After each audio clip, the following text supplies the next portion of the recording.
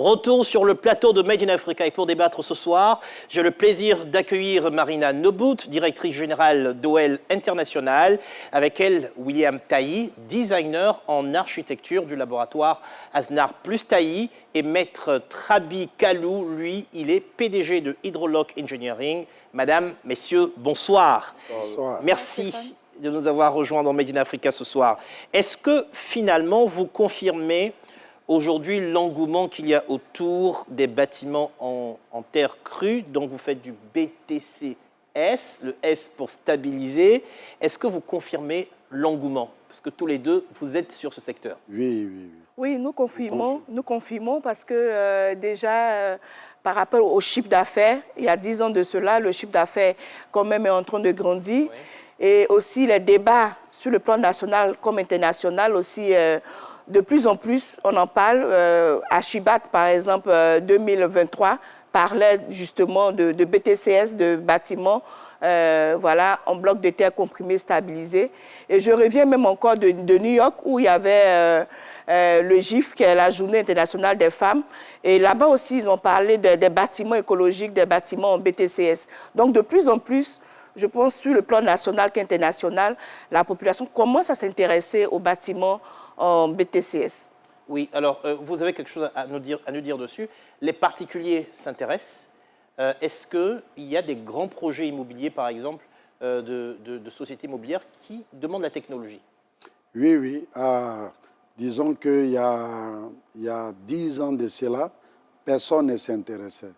Et ceux qui étaient dedans, c'était pratiquement nous qui étions dedans. Mais aujourd'hui, les particuliers s'intéressent. Actuellement, nous sommes en train de construire un complexe hôtelier de 15 bâtiments à Sydney.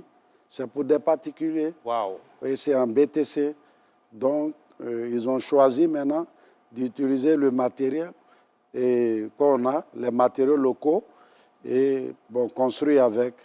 Donc, les gens sont en train de venir à grande influence. Ouais. Je pense aussi que le gouvernement s'intéresse à ces matériaux parce que j'ai eu l'honneur de construire la maison de la vieille centenaire à Bassam, celle qui a marché avec Anne-Marie Ragy sur le pont, voilà.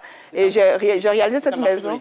C'était un marché de l'État, ça a été commandé par le ministère de la Solidarité et de la lutte contre la pauvreté. Alors, donc on fait le point. Les particuliers s'y intéressent. Les sociétés? Les sociétés, oui, parce que j'ai construit une centaine de maisons pour une entreprise minière à Iré. Donc, l'État s'y intéresse. L'État s'y Donc, intéresse. on a évolué. Tailly, vous êtes designer en architecture. Petite question.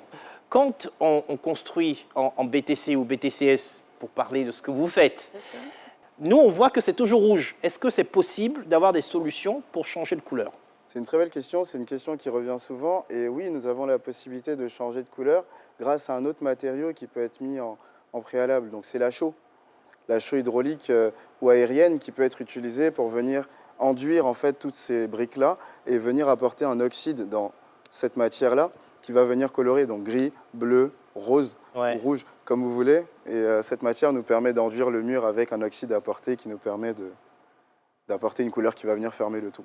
Est-ce que ça vous arrange que ça change de couleur? Parce que c'est du marketing aussi. Oui, mais nous, on travaille pour le client. Oui. Donc, ce que le client veut, c'est ce qu'on donne. Et je suis bien contente qu'aujourd'hui, les architectes et les designers essaient de trouver des solutions pour pallier à cela. Parce qu'au fait, il y a certains qui sont encore, dans leur esprit, dormir dans une maison en terre, c'est un peu vieillot. Donc, voilà. Donc, nous sommes complémentaires. Et là, on en parle et on espère que ça va continuer d'évoluer. Alors, maître, dites-nous, quels sont les arguments qu'on utilise pour convaincre des populations d'adopter la solution BTCS? Merci, une très belle question. On dit souvent aux gens qu'avec le BTC, vous pouvez construire des maisons écologiques. Vous pouvez aussi construire des maisons où vous utilisez moins de fer, c'est-à-dire jusqu'à 8% les chaînages. Et puis les poteaux sont faits en BTC. Voilà, ceux qui maîtrisent font les poteaux, les raidisseurs en BTC. Ça permet d'épargner et aussi la climatisation dans la maison. Ça peut te donner une température allant jusqu'à 18 degrés. Donc cette fraîcheur-là te permet, même si on coupait l'électricité, dans ton quartier, toi, tu peux continuer de dormir jusqu'au matin. Tu te réveilles avec les yeux clairs. C'est là les avantages du BTC. Voilà. Oui. Alors, on peut, enfin, pour résumer un peu d'abord, le respect de l'environnement. Avec le BTCS, on préserve notre planète parce que ça nous permet de lutter contre le réchauffement climatique. Lorsque nous produisons le BTCS, il y a moins d'émissions de CO2. Et après, il y a la bonne régulation thermique. Dans ce type de logement, la température du dehors n'influence pas celle qui est à l'intérieur. Donc, vous mettez votre climatiseur pendant 1 heure de temps, vous éteignez, vous gardez la même température à l'intérieur jusqu'au soir. Parce que l'argile se comporte comme un isolant. Donc, isophonique, isothermique. Donc, très bonne température à l'intérieur de ces maisons. Isophonique aussi, les sons sont isolés. Donc, on a vu des maisons ici en Côte d'Ivoire où la voisine et son mari sont en train de parler et puis de l'autre côté, on entend tout. Mais là, avec le BTCS, les sons sont isolés. Il y a le côté aussi sécuritaire, c'est anti-balistique, les balles ne peuvent pas traverser. Alors, concrètement, on a bien compris que la matière première, c'est la terre crue. Donc, on utilise pour faire des briques de terre comprimées ou des briques de terre comprimées et stabilisées. C'est quoi la différence? Question. Les blocs de terre BTC, blocs de terre comprimés ou compressés. Pourquoi? Parce que c'est fait à la machine. OK. Que tu utilises la machine manuelle ou la machine hydraulique, toujours est-il que c'est fait à la machine, c'est d'où vient le mot BTC. Maintenant, le S dépend de ce que tu utilises dans la matière. Si tu utilises du ciment, on dit BTCS. Si tu n'utilises pas de ciment, tu fais ça en géobéton, ça reste sur BTC. Donc, c'est ça la différence. OK. Concrètement, est-ce que vous avez déjà travaillé, vous, Taï, sur des projets de design comportant une utilisation de BTC, BTCS? Oui, le laboratoire du Aznar plus Taï a travaillé sur 2 projets, Ouais. un qui se situe à Mondoukou et un qui se situe à Jacquesville. Donc, c'est 2 villas particulières pour des particuliers en bordure de mer et de lagune. Donc, nous avons utilisé ça pour des murs de façade et pour des murs du coup omniprésents qui sont sur le site, qui servent de séparation pour créer des jardins, Ok. des espaces privés. Alors, c'était pourquoi? Quels étaient les arguments qui ont convaincu le client d'acheter ce projet avec cette solution de BTCS en façade? Alors, la première cliente a été convaincue par cette solution grâce à toutes les caractéristiques de la terre crue. Donc, son aspect durable, sain, économique, inertie thermique, phonique, comme la dame a pu bien le dire.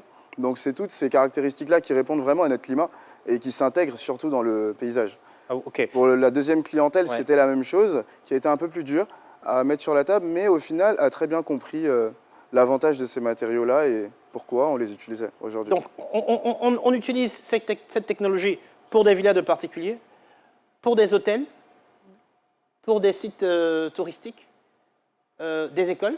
Oui. Oui. Oui, moi j'ai construit plus d'une 50aine d'écoles en Côte d'Ivoire, maternelle, école primaire. On a en Côte d'Ivoire une tour emblématique qui est en train de monter, qu'on appelle la tour F. Oui. Est-ce que vous envisagez une option, possibilité de construire une tour de ce type en BTCS? Est-ce Oui, que c'est possible? C'est possible, Oui, c'est c'est possible, possible parce que tout commence par le bas. Si tu as le métal pour supporter, et les BTC peuvent servir de remplisseurs et de supports aussi, c'est-à-dire pour soutenir, comme ce sont des blocs porteurs, ça peut soutenir le poids du bâtiment avec les poteaux en même temps ensemble. Donc même si les poteaux étaient défaillants, les blocs peuvent aider le bâtiment à tenir jusqu'à ce que l'erreur soit corrigée. C'est vrai que pour les maisons basses, on n'a pas besoin de raidisseurs, mais pour les immeubles, on fait tout ce qui est structure, poutre. Et puis maintenant, le BTC vient comme un remplissage. Donc même jusqu'à R+5, R+10, comme ça vient comme un remplissage, on calcule déjà le poids. Et puis déjà, depuis la fondation, on fait le ferraillage, les structures, en fonction du poids que ça va supporter. Donc c'est bien possible. Oui, je pense que c'est possible car les premières constructions au Yémen dans les années 700-400 faisaient des constructions, donc des bâtiments, qui n'avaient pas besoin de métal ni de béton. Tout était en terre. Et ça tient? Ça tenait. La contrainte qu'il faut respecter, c'est comme une pyramide. C'est-à-dire que la base est très épaisse et au fur et à mesure que vous montez, vous devez avoir un pic qui rétrécit au fur et à mesure. Ah, les gens d'avant, ils étaient brillants quand même. Hein. C'est ça. Alors, concrètement, est-ce que la Côte d'Ivoire a des ressources illimitées en terres crues qui sont votre matière première? Il a parlé de la terre latéritique. Est-ce que c'est disponible suffisamment abondamment pour qu'on en fasse la promotion au point de ne pas s'inquiéter que le business soit remis en cause par une indisponibilité de la matière première? Non, ça ne peut pas être indisponible. Au fait, moi, quand j'ai reçu mes partenaires ici la première fois, ils ont dit, mais vous marchez sur des milliards ici. Parce que même quand vous prenez l'autoroute, de part et d'autre, vous voyez des collines de terre. Lorsque vous allez vers Bonois, exactement, il y a encore des collines de terre. Et quand vous allez vers Soubré, où j'ai beaucoup construit, à Soubré, par exemple, la particularité, il y a beaucoup de cultures de café, cacao et EVA. Mais là-bas encore, j'ai trouvé des terres où j'ai fait des hôpitaux, j'ai fait des écoles, le marché, etc. Donc, c'est pour dire que ça ne peut pas finir parce qu'après, la latérite aussi pousse. Hein. Lorsque vous faites un trou ici, vous revenez 3 mois après, le trou, il est fermé. Donc, ça pousse un peu comme les arbres. C'est pourquoi on dit que c'est écologique. Donc, ça ne peut pas finir, ça ne peut pas manquer. À ce qu'elle dit, nous, on dit souvent aux gens que quand vous passez sur la terre, c'est sur une belle maison que vous passez. Et ça se trouve partout. Même la poussière qui vient sur vos chaussures, ce sont des belles maisons. OK, donc on comprend que les préjugés sont en train de tomber. Premièrement. Deuxièmement, est-ce que c'est une technologie qui peut s'exporter? Oui, ça s'exporte. De quelle manière? On exporte les briques ou on exporte la technologie? Non, la technologie, puisqu'aujourd'hui, nous, par exemple, au sein de notre entreprise, nous avons un département d'ingénierie où nous fabriquons les machines et que nous envoyons dans d'autres pays comme le Mali. OK. Voilà, donc ça s'exporte. Alors, vous savez que l'Afrique a le même problème de déficit de logement. Et donc, OEL, par exemple, est présent en Guinée-Bissau, en Guinée-Conakry, au Bénin et en Centrafrique. Et c'est juste qu'on emmène les machines et puis là-bas, ils ont déjà la terre, on emmène peut-être quelques techniciens, mais après, on forme sur place des jeunes là-bas qui vont après continuer le métier. En tout cas, c'est la solution pour exporter cette technologie. On fait partir les machines et au besoin la terre, sinon même les briques. Marina, est-ce que vous avez le sentiment, quand vous regardez ce qui se passe en Côte d'Ivoire et ce qui se passe ailleurs, notamment au Sénégal, comme on vient de voir, est-ce que vous pensez que le marché là-bas est plus mature qu'ici? Oui, je pense que le marché est plus mature parce que là-bas, les Sénégalais ont adopté ce type de construction. Donc après, les architectes se sont mis dedans aussi. Ils ont commencé à faire des propositions avec d'autres méthodes, avec le BTCS et puis après d'autres méthodes qui ressemblent aussi au BTCS. OK. Donc, mais quel est votre regard sur la technique utilisée? Ça revient plus cher parce qu'il y a d'autres matériaux qu'ils ajoutent là-dedans. Voilà. Et la main-d'œuvre, parce que il faut chercher aujourd'hui à réduire au maximum la main-d'œuvre. Mais là, ils sont obligés d'utiliser beaucoup de personnes pour pouvoir sortir la brique. Ça va faire que justement le coût va s'augmenter. Oui, votre avis, Taï? Je voudrais bien rajouter un petit point en fait, qui augmente aussi le coût des briques, c'est que ce n'est pas n'importe quelle terre qui est utilisée. Il faut vraiment aller chercher la bonne terre qui permet d'avoir une bonne compaction et une bonne stabilité dans le temps. Et cette terre-là demande du coup du travail. Donc en fait, il y a plein de branches qui sont derrière qui permettent d'arriver à cette brique-là qui sera conforme et qui sera durable dans le temps. Donc c'est normal que ça coûte légèrement plus cher que le béton aujourd'hui, mais dans le temps, par rapport aux énergies que vous dépensez moins, la climatisation et toutes ces choses dont ils ont déjà parlé. C'est justement ça son argument. C'est ça. Ouais. Ben, par la suite, vous êtes gagnant sur le béton. Alors, ça, pour nous qui appuyons souvent la climatisation, on a envie de vous écouter encore et encore. Là, dans la démonstration de l'architecte de Worofila, elle explique qu'à l'origine, on avait des maisons fraîches sans climatisation et que l'idée, c'est de reprendre cette même technologie ancestrale et de l'adapter. Est-ce que vous confirmez qu'avec les températures que nous avons, on peut garder encore avec votre technologie la maison fraîche en permanence? Oui. En tout cas, moi, je confirme. Ouais. Je confirme pourquoi? Parce que, au fait, l'argile a la capacité d'être un isolant. Les agglos ordinaires, le ciment, captent les UV lorsqu'il fait chaud, captent les UV et les reversent dans les pièces les soirs. Donc, automatiquement, il fait chaud. Mais les maisons réalisées en BTC, en terre, isolent la température de l'extérieur. Donc ça veut dire que quand il fait chaud, il fait peut-être par exemple 45 degrés à l'extérieur, cette température ne peut pas être dans la pièce parce que le BTC ne laisse pas passer cette température-là. Elle coupe, c'est pourquoi on dit que c'est isolant, ça isole. Et donc du coup, dans la maison, vous avez 80% d'énergie économisée. C'est incroyable, donc je suis juste stupéfait. Mais c'est ce qui se passe effectivement. On va écouter Maître. Oui, oui, je peux ajouter à ce qu'elle dit. Vous voyez, dans la composition du BTC, il y a 40% d'argile, il y a 25% d'agrégat. L'agrégat, c'est les sables, les petits fers qui sont dedans. Et il y a 15% de silt. Donc, le tout ensemble, compressé à la machine, ça donne le durcissement qu'il faut pour isoler la chaleur. Donc, du coup, quand tu es dans une maison, par exemple, qui a les blocs, disons, autobloquants, nous on les appelle comme ça, puisqu'il n'y a pas de ciment au milieu. Donc, ce sont les blocs qui viennent ensemble à travers les mâles et les femelles. Donc, une fois que ça s'entreboîte, quand les rayons du soleil viennent, ça isole. Et puis, ce n'est pas seulement ça. Même en Occident, quand il neige, ça donne la chaleur. Quand il fait chaud, ça donne la fraîcheur. Donc, c'est le miracle qui se trouve dans ces choses-là. C'est ce qu'on appelle la régulation thermique. Voilà. La régulation thermique. Elle a parlé de ça. Je vais écouter Taï. Ouais. Oui. J'aimerais bien rajouter un point, ils ont totalement raison du coup sur la technique de la Terre. Là, on parle des murs, donc on sait que les murs sont des climatiseurs naturels. Il ne faut pas oublier que pour répondre à votre question, pour garder une température vraiment ambiante dans la maison, il faut aussi jouer sur les sols et la toiture. Ok, donc deux on a éléments-là. parlé tout à l'heure. Oui. Donc, comme elle nous l'expliquait, plus le toit est haut, plus la chaleur monte. Et donc, nous, qui sommes dans notre espace vital, on a moins de jeu de chaleur. C'est ça, c'est Voilà. une technique parmi Alors, d'autres. maintenant, vous avez parlé donc de la toiture, mais du sol. Expliquez-nous.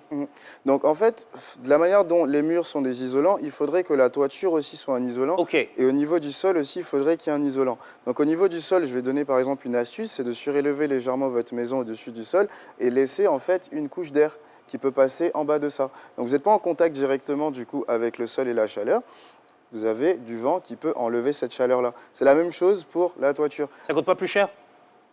Ça dépend. Ça coûte peut-être plus cher aujourd'hui, mais dans le temps, vous êtes privilégié parce que vous dépensez moins d'énergie et vous vivez bien pratiquement toute l'année 365 Et au niveau jours. de Il y la a surtout le bien-être qui n'a pas de prix. Ouais. Exactement. Oui. Ouais. Au niveau de la toiture, parce Niveau de la toiture. parce que là, vous me faites faire un petit immeuble, là. Voilà, c'est une maison sur pilotis. Oui, légèrement, vous pouvez surélever de 30 cm à 40 Ouais. cm. Tant qu'il y a une lame d'air qui peut passer, franchement, ça vous régule déjà l'énergie. Et au niveau de la Alors que, toiture? Au niveau de la toiture, c'est à peu près la même chose. Vous avez la première toiture qui vous couvre du coup votre volume et vous avez une deuxième toiture qui laisse un espace entre la première et la deuxième et qui vous permet de récupérer cet air chaud qui va taper sur la première au-dessus. C'est ce qu'on appelle un système de double ventilation, donc une double toiture. Bien noté. On en apprend ce soir dans Made in Africa sur comment vivre dans le bien-être total au sein de sa maison, sa villa ou son appartement. On a aussi remarqué qu'il arrive des fois, comme on l'a vu dans le reportage, où les poteaux, les piliers sont en béton. On peut se passer du béton pour faire des piliers, vous l'avez expliqué. Oui, oui. Alors, comment on choisit en fait d'alterner entre les deux? OK.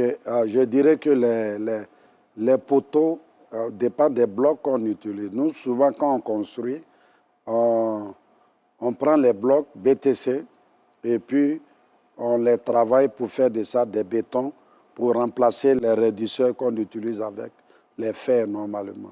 Ça permet aussi d'économiser. Et puis la maison encore plus solide, ça dépend du nombre de blocs que tu utilises. Lorsqu'on cite les avantages pour le BTCS, on parle du coût réduit parce que justement, lorsque deux blocs BTC se cloisonnent, ça fait un poteau. C'est ça. Et les murs sont porteurs. Le BTC, lorsque vous les alignez, les murs sont porteurs. Donc c'est après 3 ou 4 mètres qu'on peut mettre un poteau. Et le poteau, lorsque c'est cloisonné, lorsque c'est un mur qui est cloisonné, ça fait un poteau. Donc on n'a plus besoin de poteaux pour des maisons basses. Mais il y a des gens qui vont dire, ah mais quand même, une maison sans poteau, pardon, il faut mettre quand même, etc. C'est plus pour les immeubles. Ok. Pour des maisons duplex ou bien pour des immeubles, là, toutes les structures voilà, sont réalisées avec les poteaux. Et puis maintenant, le BTC vient en remplissage. Ok. Voilà. C'est bien noté. On a aussi, vous avez posé tout à l'heure la question de la formation. Là, on a vu au au Sénégal, ils ont des problèmes de formation. Il y a déjà le temps de formation, il y a les ressources humaines qu'ils utilisent. Comment vous avez réglé, vous, en Côte d'Ivoire, le problème de la formation des équipes qui sont impliquées dans la production de briques de terre comprimées et stabilisées? Récemment, on a reçu plus de 50 personnes du gouvernement qui sont venues pour se faire former. Et la formation, on a deux volets. Il y a le volet théorique et il y a le volet pratique. Le volet théorique où on explique les composants du bloc, ce qu'on prend pour les fabriquer, les contenus d'eau, le nombre de mélanges par brouette, lorsque tu as la production, les différents tests qu'il faut faire, et l'étude du sol, parce que souvent, ce n'est pas n'importe quelle terre, comme il le disait, il y a des terres qui ne peuvent pas faire l'affaire. Donc, il faut savoir faire l'étude du sol, le jar test, le drop test. Tous ceux qui connaissent et comprennent ce que ça veut dire, comme on n'a pas beaucoup de temps. Mais avec tous ces éléments, on peut bien former les gens. Maintenant, le côté pratique, on les envoie sur le terrain et on les forme sur nos machines que nous avons. On leur dit ce que vous avez appris, pratiquez sur la machine. Donc, à partir de là, ils tamisent les blocs, ils font sortir les blocs qui sont jolis et ça permet de construire. Ouais, donc, on fait même formation. Voilà. Oui, oui. On fait Moi, même oui, parce que l'un des avantages du BTC aussi, c'est la formation. C'est ça. Étant donné que le travail à faire sur le site, c'est de prendre la terre, tamiser, ramener la terre à la machine, après sortir le bloc et le ramener à la rosée, c'est un métier que tout le monde peut faire. C'est ça. Peut-être qu'il faut savoir lire et écrire, mais sinon, pour tous les jeunes, c'est un métier. Et ça, l'Expertise France a bien compris parce qu'ils m'ont coopté pour pouvoir former 100 jeunes. Et on va lancer cette formation à partir du mois de la deuxième quinzaine, là, le 15 avril, où les jeunes, on les invite à aller s'inscrire à la plateforme, sur la plateforme des services, pour justement être formés en BTCS. On va conclure cette belle émission sur le futur de la construction. En 2050, on nous dit qu'on a sur l'ensemble du continent africain, 80% des bâtiments nécessaires ne sont pas encore construits. N'est-ce pas l'occasion de réfléchir à comment est-ce qu'on va les construire? Est-ce que vous pensez, Taï, que c'est peut-être le moment de penser différemment, repenser la construction en Afrique? Je réponds positif à cette question. Et je suis prêt aussi à lancer en fait toutes les formations et me collaborer avec toutes les personnes qui sont dans ce milieu-là pour montrer que ce matériau est vraiment le futur pour nous. Ça répond à toutes les problématiques climatiques, énergétiques et c'est bien pour la santé, comme la dame disait, le bien-être. On se sent bien dans ces maisons. Genre vraiment, je vous le dis, on se sent vraiment bien dedans. Mettre le futur de l'Afrique, ça sera peut-être ça, les constructions en briques de terre comprimées stabilisées? Oui, j'avais croisé le ministre de la Construction et on a eu à parler de ça justement. Et il disait, mais les immeubles qui tombent, qu'est-ce qu'on peut envoyer? On dit, mais il est l'heure qu'on se concentre sur les blocs de terre comprimés qui sont des blocs porteurs de poids. Ça peut aider les bâtiments à se renforcer et à ne pas tomber. Donc, dans le futur, je crois qu'on se dirige vers là. Surtout que la matière est sur place. Il va falloir retravailler les cerveaux des Ivoiriens pour qu'on puisse tous se diriger vers là-bas. Voilà, Marina Nobut, consommer local, consommer ivoirien, consommer made in Africa, c'est aussi consommer écologique. Oui, oui, parce qu'aujourd'hui, on n'a pas le choix. On sent vraiment les changements climatiques. On voit qu'on a 40 degrés, 60 degrés, enfin on a 40 degrés, on n'a pas encore vu 60, mais 40 degrés de température. Et il faut vraiment choisir des solutions qui nous aident à pouvoir lutter contre le réchauffement climatique. Je suis en même temps présidente du Green Cluster, qui est les entreprises vertes. En plus des bâtiments en BTCS, on va développer d'autres produits qui viennent permettre à cette ville, à cette maison-là de bien se comporter. Et moi, vous avez parlé du futur, mais je voudrais vraiment féliciter le gouvernement de Côte d'Ivoire à travers le ministère de la Construction, parce qu'aujourd'hui, moi, j'ai été cooptée pour faire une ville verte. C'est une ville qui va comporter plus de 7000 logements en BTCS, avec une économie circulaire. Ce sera à Jacquesville. Et on va vraiment mettre tout ce qu'il faut pour permettre à l'Ivoirien d'avoir une maison écologique, économique et durable.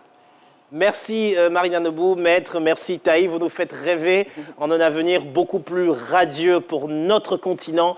Merci infiniment et n'oubliez pas, construire dans la rupture, c'est opter pour la terre crue, notamment des solutions en blocs de terre comprimés stabilisés.